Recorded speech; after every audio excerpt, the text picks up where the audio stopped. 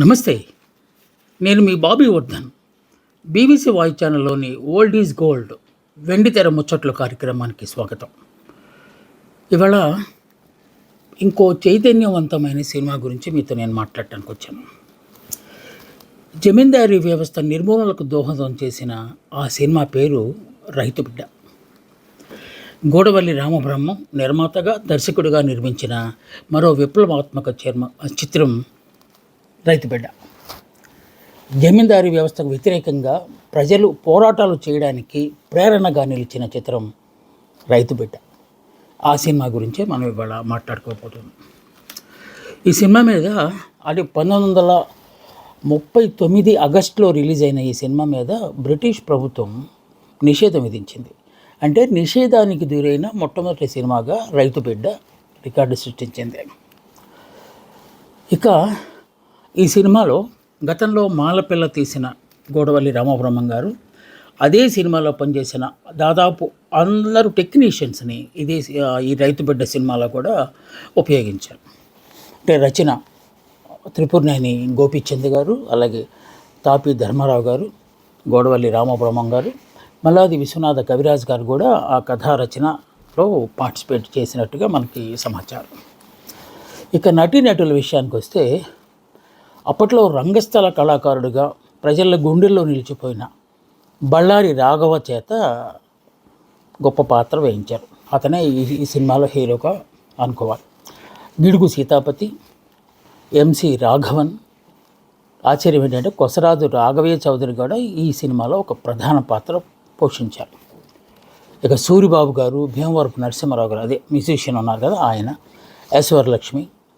ఇంకొక గొప్ప పాత్ర టంగుటూరి సూర్యకుమారి. వీరెవరో కాదు, టంగుటూరి ప్రకాశం పంతులు గారి సోదరుని కుమార్తె. మా తెలుగు తల్లికి మల్లెపూ దండ పాట గుర్తుంది కదా, మన ఆంధ్ర రాష్ట్రానికి సంబంధించిన పాట. ఆ పాటను ఈవిడే మొట్టమొదటిసారి గ్రామ్ఫోన్ రికార్డుకు పాడారు. ఆ సూర్యకుమార్ గారే ఈ సినిమాలో పాత్ర వేయటమే కాకుండా ఈ సినిమాలో చాలా పాటలు కూడా ఆవిడే పాడారు. ఇక పాటలు రైతు బిడ్డ సినిమా అనగానే రైతులకు సంబంధించి, వ్యవసాయానికి సంబంధించి పాటలు రాసే కవిరాజు కొసరాజు వారి సినిమాలు కొన్ని చేసేసి మళ్ళీ సొంతూరు వెళ్ళిపోయారు. అక్కడ విశ్రాంతి తీసుకుంటూ అక్కడ రచనలు చేసుకుంటున్న దశలో మళ్ళీ ఆయన దగ్గరికి వెళ్ళి బ్రతిమలాడి మళ్ళీ తీసుకొచ్చారు. ఆయన కూడా పాటలు రాశారు. ఇక బసవరాజు అప్పారావు గారు, తాపి ధర్మారావు గారు, తొమ్మల సీతారామూర్తి గారు పాటలు ఈ సినిమాలో రాశారు. సంగీతం ఇంకెటు ఈ సారథి స్టూడియో వాళ్ళకి ఆస్థాన సంగీత డైరెక్టర్ భీమవరపు నరసింహారావు, బిఎన్ఆర్ అని చెప్పాం కదా, ఆయనే మళ్ళీ దీనికి కూడా పనిచేశారు. నేపథ్య గానం విషయంలోకి వచ్చేసరికి సూరిబాబు గారు, టంగుటూరి సూర్యకుమార్ గారు, వరలక్ష్మి గారు పాటలన్నీ పాడారు. ఇక డిఓపి అయినేసరికి డైరెక్టర్ ఆఫ్ ఫోటోగ్రఫీ. అప్పటి రోజుల్లో మన రాష్ట్రంలో లేకపోతే ఈ దక్షిణాది రాష్ట్రాల్లో తక్కువ మంది కెమెరామ్యాన్లు ఉంటే ఎక్కువ మందిని కలగటానించే మనం అరువు తెచ్చుకునేవాళ్ళం. వాళ్ళల్లో శైలేష్ బోస్ అని వారికి ఘటక్ అని మరొకరు కూడా సహాయకుడిగా పనిచేశారు. వీళ్ళు డైరెక్టర్ ఆఫ్ ఫోటోగ్రఫీగా పనిచేశారు. ఇక ఈ సినిమాకి సంబంధించి చాలా విశేషాలు ఉన్నాయి మనకి మాట్లాడుకోవడానికి. ఒకటి, మాలపిల్ల సినిమా తీసిన తర్వాత తీసిన మరో సామాజిక అంశ ఇతివృత్తంగా ఈ సినిమాను తీస్తే అదే టెక్నీషియన్లు వాడుకుంటే బాగుంటుంది, ఎందుకంటే ఈ సంస్థలో పనిచేయడానికి వాళ్ళు ఎక్కువ ఇష్టపడతారని వాళ్ళందరినీ రిపీట్ చేశారు. మల్లాది విశ్వనాథ కవిరాజ్ గారు ఉన్నారు కదా, ఆయనతో ఈ సినిమాకి కామెడీ ట్రాక్ రాయించారు. ఇప్పట్లో మనం సినిమాలు చూసేవాళ్ళం కదా, కొన్ని సీను వైట్ల అలాంటి వాళ్ళు సినిమాల్లో కామెడీ ట్రాక్ సపరేట్గా వేరే వాళ్ళతో రాయించేవాళ్ళు. ఎందుకంటే మామూలుగా సీరియస్ సంభాషణలు లేకపోతే కథాంశానికి సంబంధించిన సంభాషణలు రాయడానికి కొంతమంది ఎక్స్పర్ట్స్ ఉంటారు.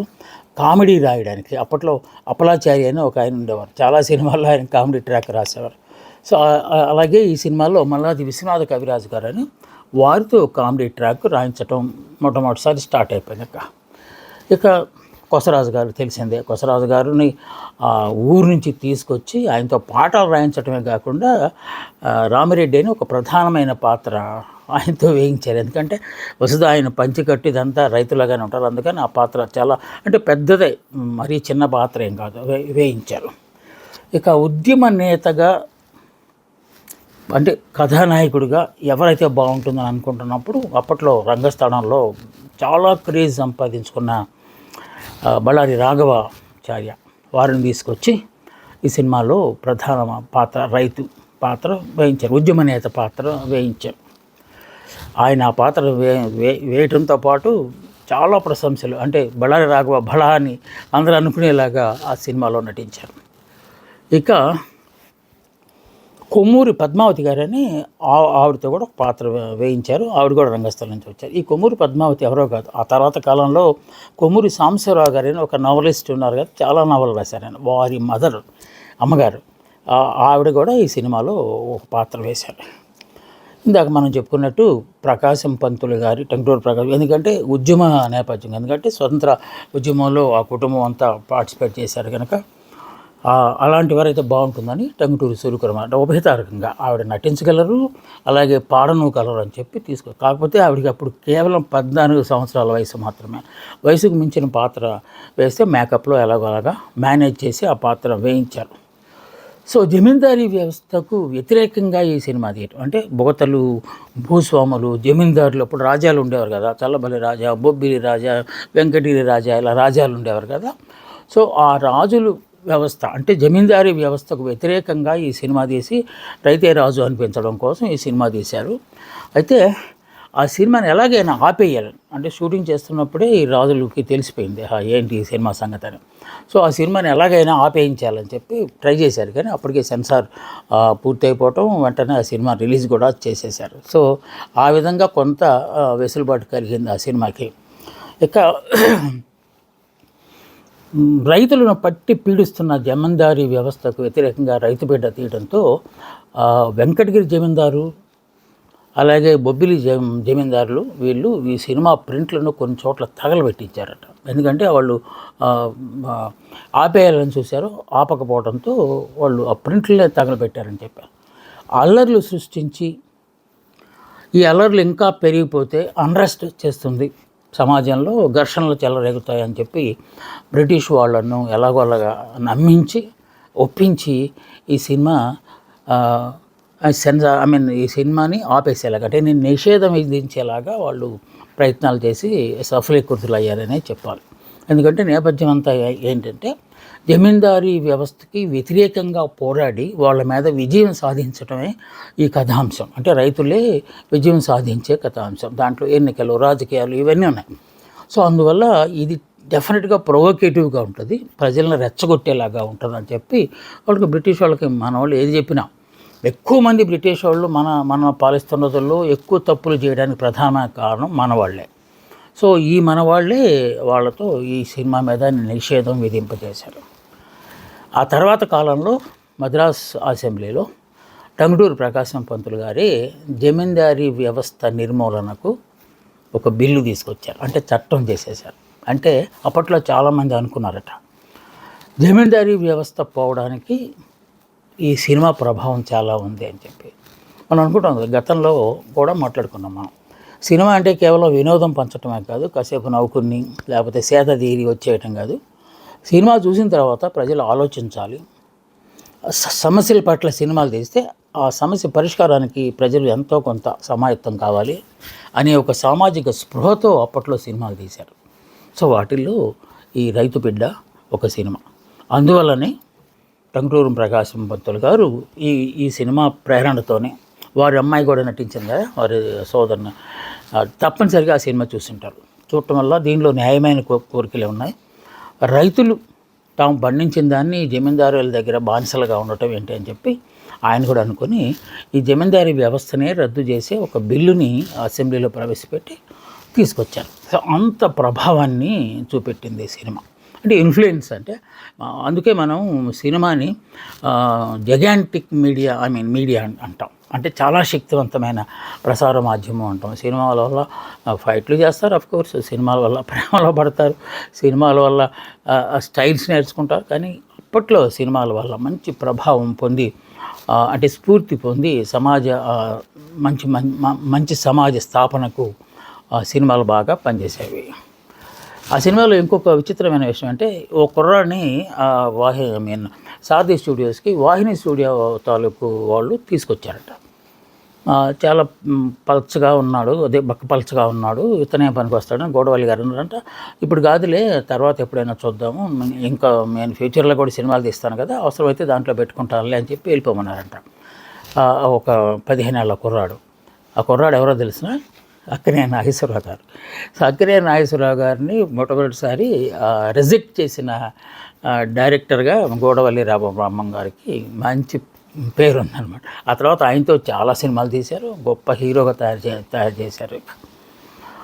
బొబ్బిలి రాజా, వెంకటగిరి రాజాలు ఆ ప్రాంతాల్లో సినిమాలను సృష్టించడం, అది సినిమాని ఆపాలని చూశారు కదా, ఆ సినిమాలు ఆపలేకపోయారు. అప్పటికి ఇంకా నిషేధం విధించలేదు, ఆ సినిమా నడుస్తున్నది.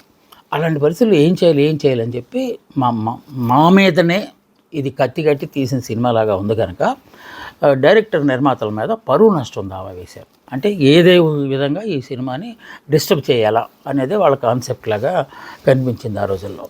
సో పరువు నష్టం దావా వేశారు. అఫ్కోర్స్ గెలవలేదనుకోండి. ఇక ఈ చిత్రాన్ని సారథి స్టూడియో నిర్మించింది కదా, సారథి స్టూడియోలో ఒకానొక భాగస్వామి చల్లపల్లి రాజావారు. ఈ రాజాలందరూ కలిపి పరువు నష్టం దావలేయటం, లేకపోతే సినిమాని ఆపేయాలని చూడటం, లేకపోతే కోర్టుకు వెళ్ళి స్టేలు తీసుకురావటం, వీటన్నిటిలో రాజులందరూ రాచరిక వ్యవస్థలోని వారందరూ చేతులు కలిపారు. కానీ చల్లపల్లి జమీందారు గారు మాత్రం దేంట్లో చేతులు కలపాల. ఎందుకంటే వాళ్ళ స్టూడియోనే ఈ సినిమా తీసింది కనుక. దాంట్లో వాళ్ళు చేసిన ఉద్యమంలో ఆయన పార్టిసిపేట్ చేయకపోగా ఈ సినిమాకు తన పూర్తి మద్దతు ఉందని చెప్పి బహిరంగ ప్రకటన కూడా చేశారు. అది అప్పట్లో వింతగా చెప్పుకున్నారు. రంగస్థల నటుడుగా అప్పట్లో బాగా రాణిస్తున్న బళ్ళారి రాఘవ గారిని ఈ సినిమాలోకి తీసుకొస్తే ఇందాక మనం అనుకున్నాం కదా, బళ అనిపించారని. ఇక ఆ తర్వాత ఇంకెందుకు వెలిగిపోతాడని వెండితెర మీద అని చెప్పి అనుకుంటే, ఎందుకో వారికి రంగస్థలం మీద ఉన్నంత శ్రద్ధ లేకపోతే దృష్టి ఈ సినిమా రంగం మీద లేకుండా పోయింది. అందుకే ఆయన చాలా తక్కువ సినిమాల్లో చేశారు. రంగస్థలంలో మాత్రం రారాజుగా వెలిగిపోయారు. ఈ సినిమా తర్వాత ఆయన డెఫినెట్గా కంటిన్యూ అవుతారు అనుకున్నారు, కానీ ఈ సినిమాలో తర్వాత ఇంకా ఆయన సినిమాలే తీయటం మానేసినట్టుగా ఇది మన చరిత్రలో ఒక అంశంగా మనం చెప్పుకోవాలి. ఇక ఈ సినిమాకి నృత్య దర్శకుడిగా పనిచేసిన వేదాంతం రాఘవయ్య గారు, కూచిపూడి. సో వారు చాలా సినిమాలకు అప్పట్లో, ఎందుకంటే అన్ని రైతు బాంధవులు, మాలపిల్ల, లేకపోతే రోజులు మారా ఇలాంటి సినిమాలు వస్తున్నప్పుడు ఎక్కువ అలాంటి నృత్య రూపకాలే ఎక్కువ వస్తాయి. ఏరు ఆకాశాగారు గుర్తుంది కదా, రోజులు మారాయిలు. అలాగే ఒక్కో సినిమాలో రైతులకు సంబంధించిన పాటలే ఎక్కువ ఉంటాయి కనుక అలాంటి వాళ్ళకు నృత్యం చేయాలంటే వేదాంతం రావు గారు, అంటే క్లాసికల్ డ్యాన్స్ వచ్చిన వాళ్ళైతే బాగుంటుందని చెప్పి ఆయన్నే పెట్టుకున్నారు. ఆయన ఈ సినిమాలో పాత్ర కూడా వేశారు. ఎన్నికల సందర్భంగా ఆ సినిమాలో కథాంశం ప్రకారం ఎన్నికల సందర్భంగా ఒక నృత్య రూపం వేయిస్తారు, దశావతారం అని చెప్పి. ఆ దశావతారాల్లో వేదాంతం రాఘవయ్య గారు చేశారు. ఆయన నృత్య డైరెక్షన్తో పాటుగా దానిలో ఒక పాత్ర కూడా వేశారు. ఇక ఈ సినిమాలో జర్నలిస్టులను కూడా ఎక్కువ చూపెట్టారు. మీరు గమనిస్తూ వస్తే ఈ విప్లవాత్మక సినిమాలు, జనాన్ని జాగృతం చేసే సినిమాలు, చైతన్యవంతం చేసే సినిమాలు, ఎక్కువ సినిమాల్లో ఒక జర్నలిస్ట్ పాత్ర తప్పనిసరిగా పెట్టడం అనేది అప్పట్లో ఒక ఆనవాయితీగా వస్తుంది. ఈ సినిమాలో కూడా ఒక జర్నలిస్ట్ పాత్ర ఉంది. ఆ జర్నలిస్ట్ పాత్రను సాక్షాత్తు గోడవల్లి రామబ్రహ్మం గారే పోషించడం అనేది అప్పట్లో ఒక విశేషంగా చెప్పుకున్నారు.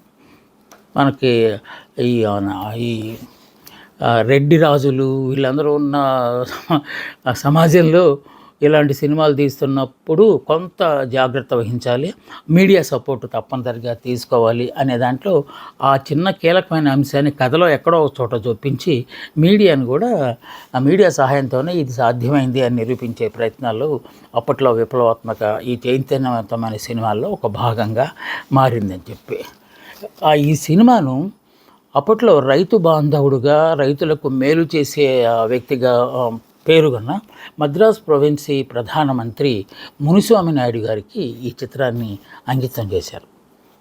గతంలో ఒక సినిమాని గోడవల్లి గారు తమ గురువుగారైన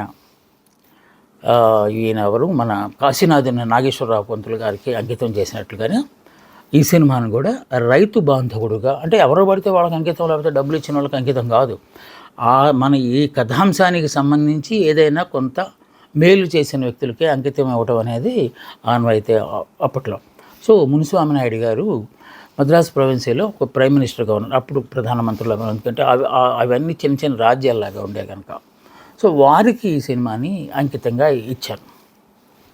ఇక ఇంతకు కథ ఏమిటి అంటే, దీంట్లో గ్రామీణ ప్రాంతాల్లో భూస్వామి వ్యవస్థ, అదే రాచరిక వ్యవస్థ ఉంటుంది.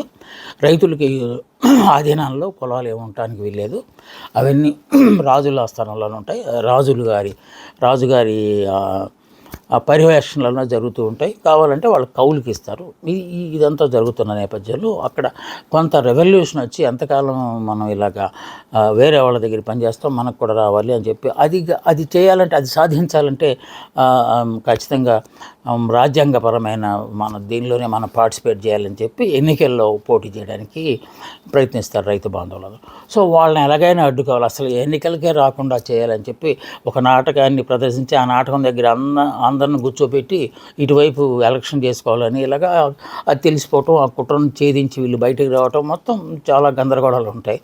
రాజకీయపరమైన అంశాలు కూడా ఈ సినిమాలో చూపించి మొత్తానికి వాళ్ళందరూ బయటపడి సాధించడం, ఇది జమీందారీ వ్యవస్థ పడిపోవడానికి వాళ్ళే కారణమయ్యి, వాళ్ళదే ఇంకా దున్నేవాడిదే భూమి లాంటిది గతంలో కూడా వచ్చింది మనకి.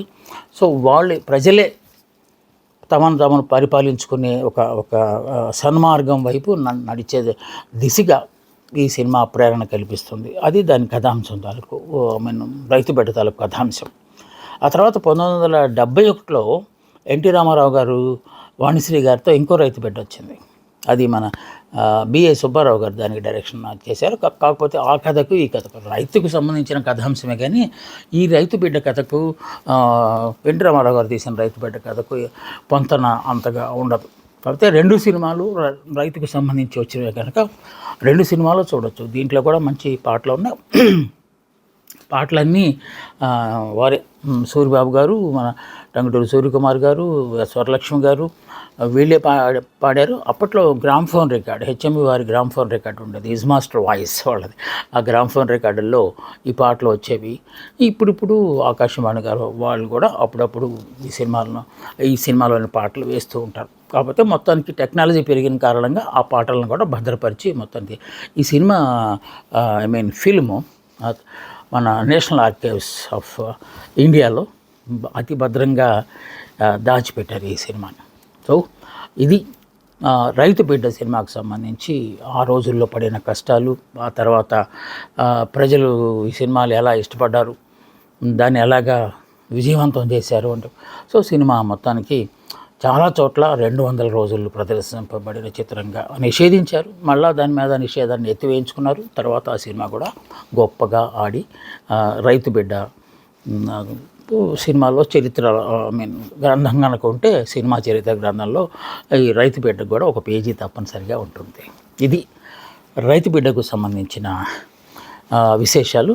మళ్ళీ మీతో నేను మరో చిత్రం అంటే ఖచ్చితంగా పాత మధురాల్లో సినిమా గురించే నేను మీతో మాట్లాడటానికి మళ్ళీ మీ ముందుకు వస్తాను. అందాక సెలవు. నమస్తే, మీ బాబీ వర్ధన్.